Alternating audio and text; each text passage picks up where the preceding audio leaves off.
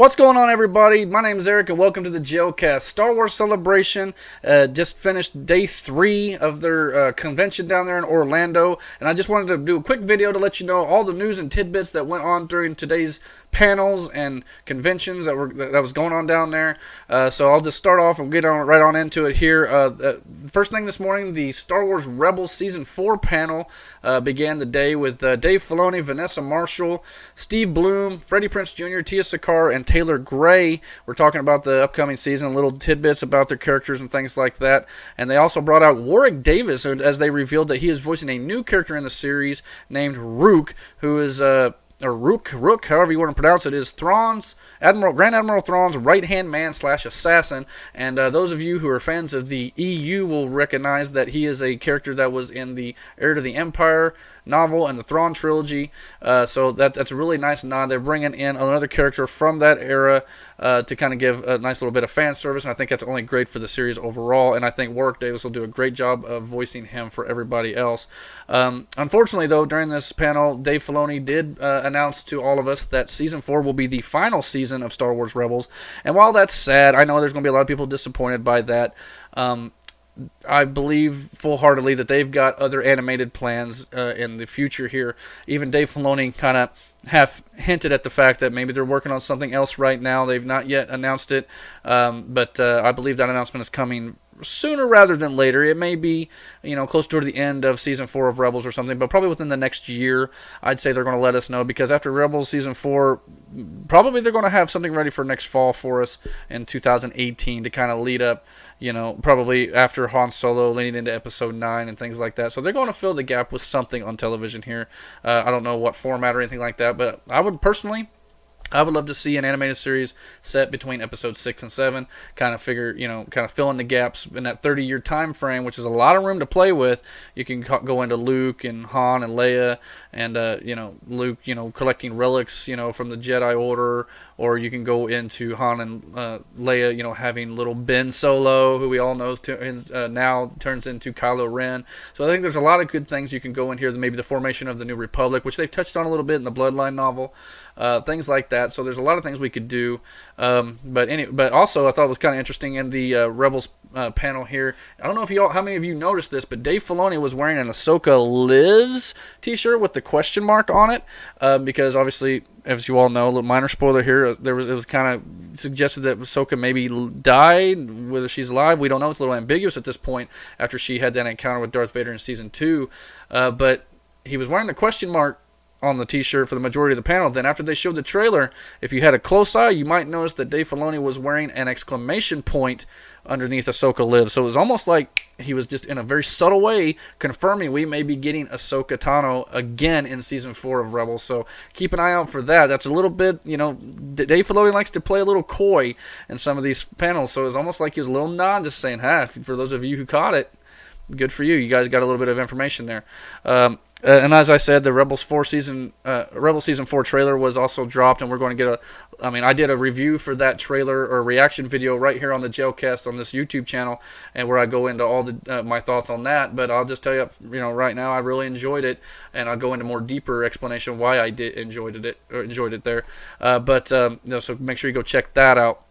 Also, after that panel was over, we got some more information. There was a new anthology comic that was announced called Star Wars Adventures. It will be published by IDW, and it's the first comic since Disney bought Lucasfilm to be made by a comic distributor not named Marvel. They talk like this will be for more young readers to kind of get them interested in the Star Wars comic lore here, and it's not going to be as canonical, maybe possibly. It's not going to adhere to the canon as much.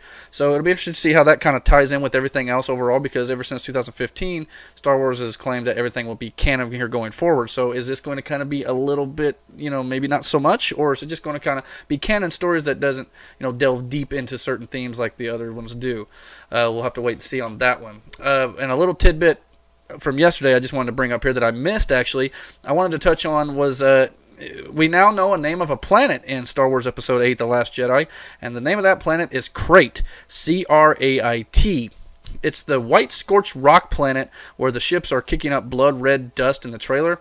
It's obviously, you can't miss it. It looks like an homage to the old Hoth battle sequence, to where the fighters or whatever are going toward these giant walkers in the scorched desert there. So Crait is said to be a home for minerals that are being mined, and director Rian Johnson confirmed it plays a major role in the film. So it'll be interesting to see how that goes through. But I think it's really cool that they actually dropped the name of a planet, much like J.J. Abrams dropped the name of Jakku back in the day when he did an old panel for The Force Awakens.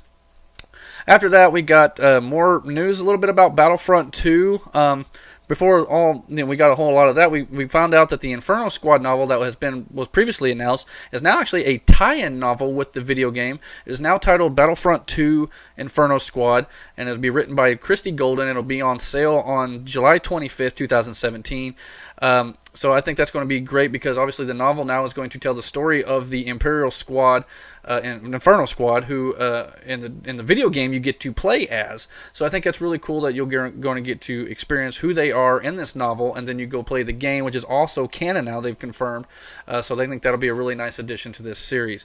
And as I said, with Battlefront 2, they really revealed some stuff about that game. They released the trailer, and I also did another reaction video to the Battlefront 2 trailer, so you can check that out right here on the channel as well. So go check that out for all of my in-depth thoughts. That game will be released on November 17, 2017.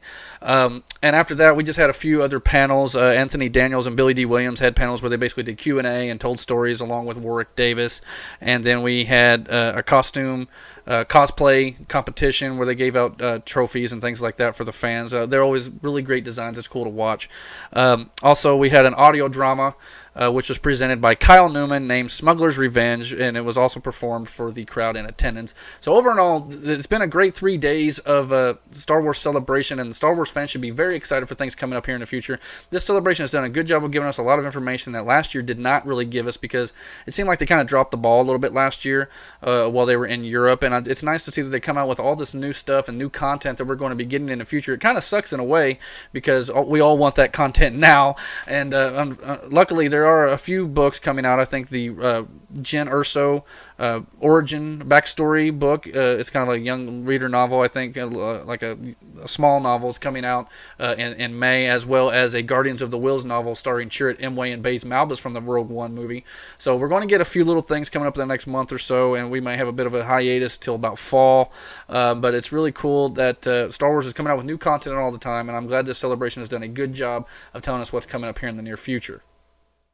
Well, that'll just about do it for me, everybody. Thank you for watching this video, and if you like what you saw here, please comment and like this video, and you can also subscribe to the JailCast on YouTube by searching for JailCast there. You can also find links in the description of this video for my Facebook and Twitter, or you can go to facebook.com/JailCast, or you can find me on Twitter @EricJail. So until next time, thank you for watching. God bless.